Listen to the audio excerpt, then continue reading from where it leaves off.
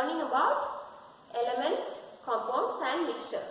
And in the last class we have learned about, very good, about pure substances. In pure substances, what are the things we have learned? What is a pure substance? Pure substance will be made of same type of atoms and its characteristics we have learned. Then what else we have learned? Say some characteristics of pure substances. It is made of same type of atoms. It has specific melting and boiling point. It has a constant chemical properties. It requires energy as it undergoes some chemical change. Then what we have learned about elements. Element is a type of pure substance. What are the types of pure substances? Elements and compounds. So what is an element? Very good. Element is a substance that is made of same type of atoms. Based upon the number of atoms present in this element, they are divided into 4 types. What are they? Monatomic, diatomic, triatomic and polyatomic. Monoatomic means it will be made of only one atom. For example for monatomic, hydrogen, helium. Diatomic, it will be made of 2 atoms. So example, H2, hydrogen, O2, oxygen, N2, nitrogen. Then triatomic will be made of 3 atoms. For example, what is an example for triatomic? Ozone.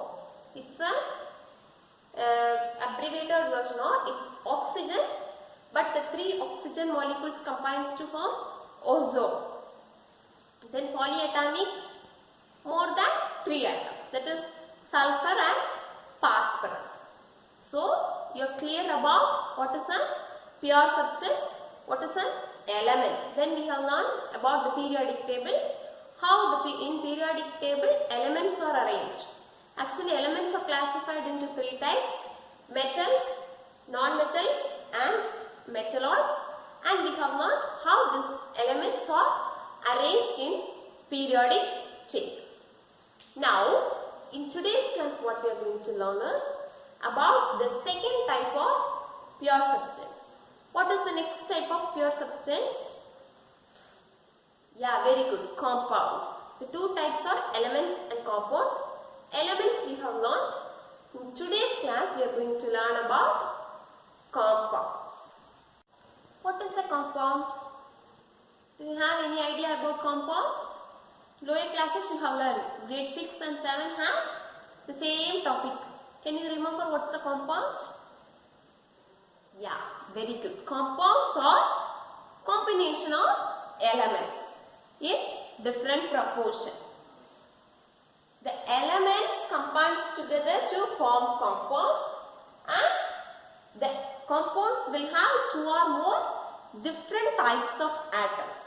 This you can clearly understand by an example. Consider one example. Example is sodium chloride. This is a table salt. It has sodium and chlorine. Na, sodium, Cl, chlorine. When you consider an element, it will be made of same type of atoms, but when you consider a compound, it will be made of different types of atoms. Many examples we can see. Consider water molecule. Water molecule is H2O. It is made of hydrogen atom and oxygen atom. H2O. And one more thing, the compounds, the atoms will be in different proportion. While we consider this salt NaCl, sodium chloride, 1 atom of sodium and 1 atom of chlorine is present in this. When you consider another example, this is glucose, C2 H12O6. Its proportion will be 2, carbons 2 is to hydrogen 12 and oxygen 6. So, in compounds, each atom present in the compound will be of different proportion. In this, carbon, when you consider it alone, it is an element. Hydrogen, it's an element. Oxygen, it's an element. They combine together to form glucose. Glucose is a compound. So, clear? What is the compound? Elements combines together to form compounds. In compounds, different types of atoms combines in different proportion. Proportion is very important. Only one atom or only two atoms, it's not like that. It may be like this: carbon 2 atoms, hydrogen 12 atoms, oxygen 6 atoms. So, the proportion will vary when you consider a compound. And this compound has an important property. What is that property is?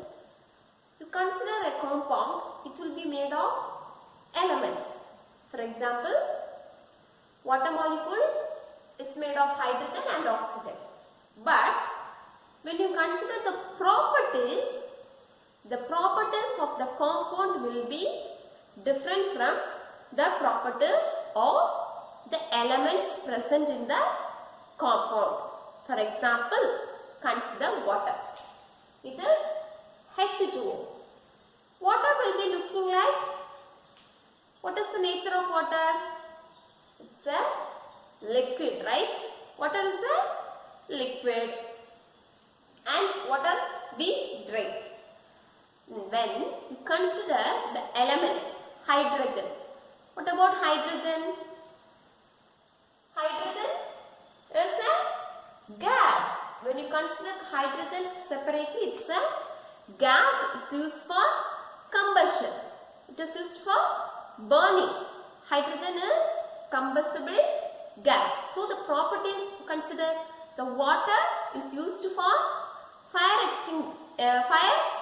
extinguisher. When you have some fire accidents, we use water to off the fire. But the element present in that water, hydrogen, is a combustible gas. And also oxygen. Oxygen, when you consider, only in the presence of oxygen, burning occurs. Only when oxygen is present, burning can happen. For example, you light a candle. What will the candle will glow? When you close that candle with some glass bowl or something, the candle will glow only until the oxygen is present inside that bowl.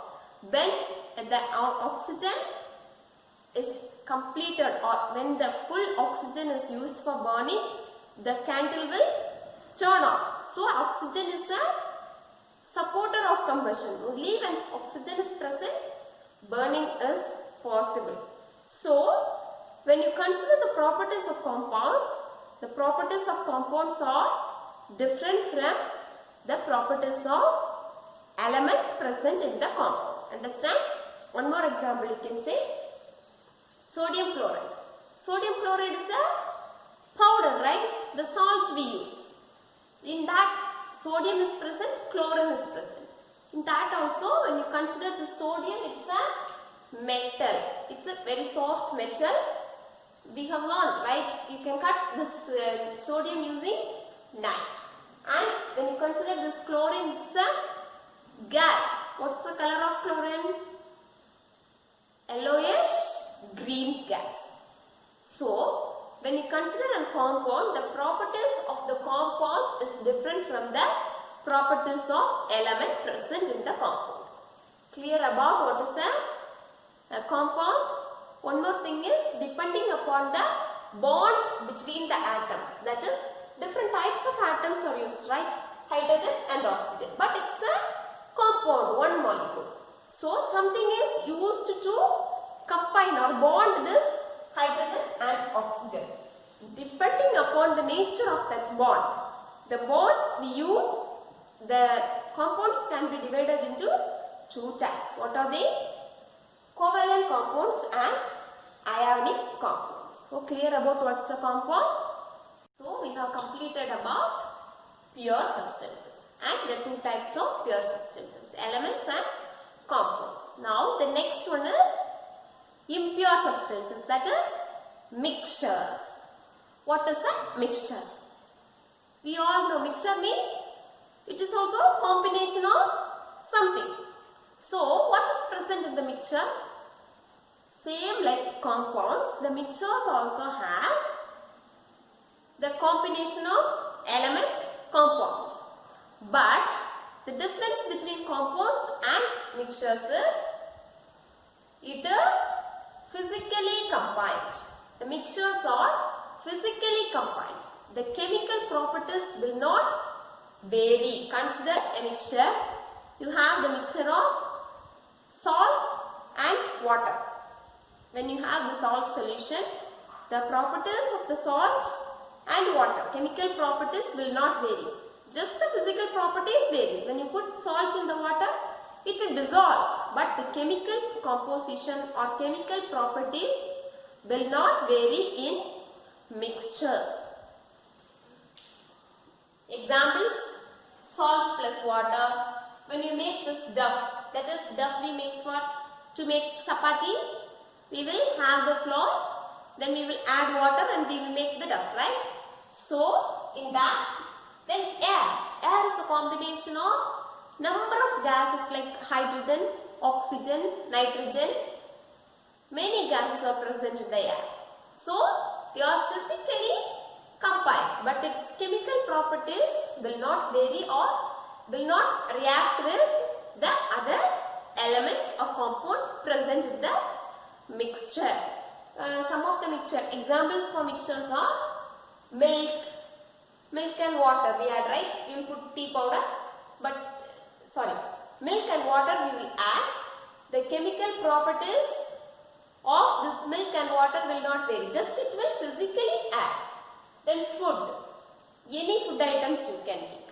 You will cut the onion, then you add lady's finger. Like when you add this physically, the chemical composition will not vary. Same like shakes, ice creams, etc. So did you understand what is a mixture? Now we can see some characteristics of a mixture.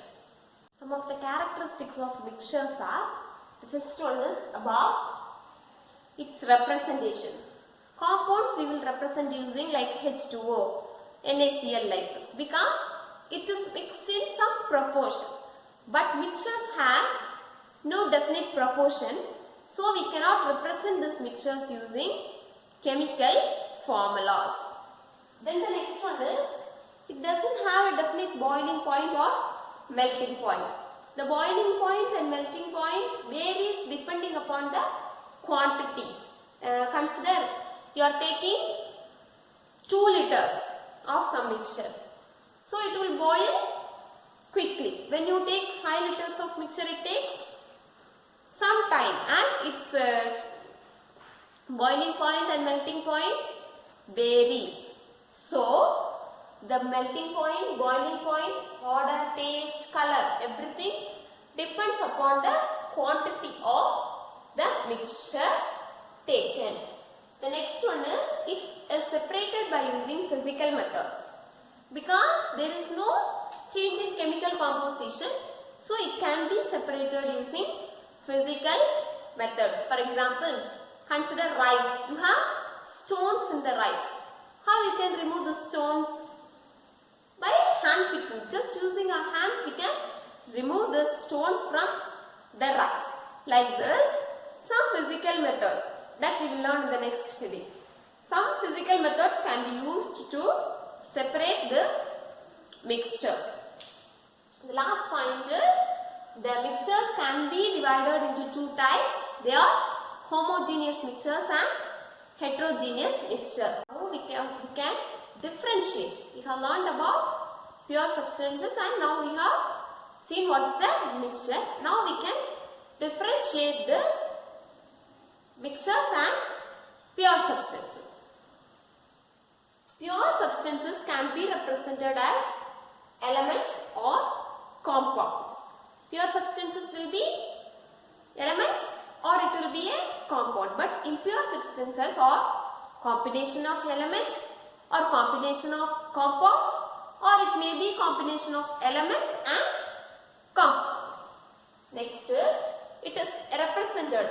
The pure substances are represented by using chemical formula, but impure substances or the mixtures cannot be represented using chemical formula. Third one is, when you consider the pure substances, it is always a homogeneous substance. But when you consider these mixtures, it is divided into two types. They are homogeneous and heterogeneous. Then fixed composition. When you consider a pure substance, it will be fixed composition. When you consider water, wherever you take the water, from wherever you get the water, it will be a same composition. H2O, 2 hydrogen and 1 oxygen. Mixtures, depending upon the quantity we add, the composition will vary. Its energy is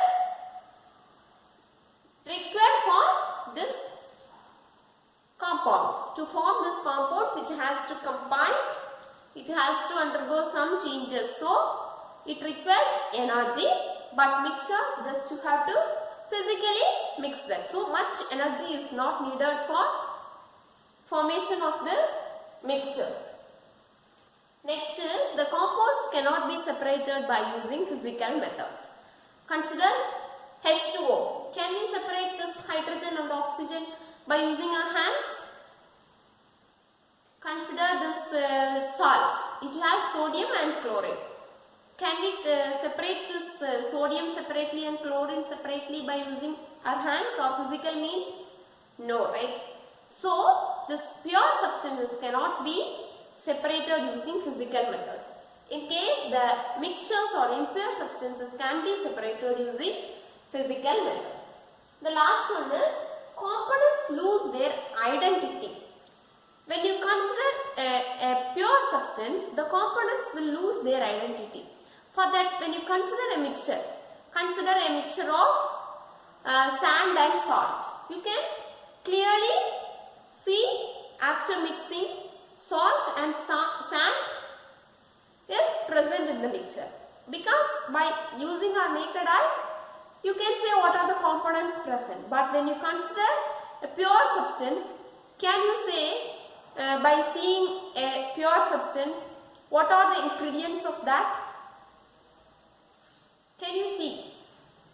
Consider sodium chloride. Can you see sodium and chlorine in that pure substance? No, right? So, it will be completely lose its identity. For example, water. Hydrogen is a gas when you consider as an element, and oxygen is a gas. But in water molecules, you cannot see it as a gas. So, in pure substances, the components will completely lose their identity. Whereas in impure substances, the identity retains. Clear about this properties, that is how we can differentiate this pure and impure substances. So, in today's class, what are the things we have learnt? We have started with compounds, then characteristics of a compound, then mixtures, what is a mixtures and its characteristics. Finally, we have learnt about the difference between pure and impure substances. So, in the next class, what we are going to learn? Next class, what we are going to do is, now in today's class, we have learned just what is a mixture and its characteristics. Now, in tomorrow's class or the next class, our topic is how these mixtures are formed. How we can form these mixtures, and we can clearly see the types of mixtures. Today I have said there are two types of mixtures. What are the two types of mixtures? Yeah, very good. Homogeneous mixtures and heterogeneous mixtures. In the homogeneous mixtures and heterogeneous mixtures has some properties and types that we can learn in the next class.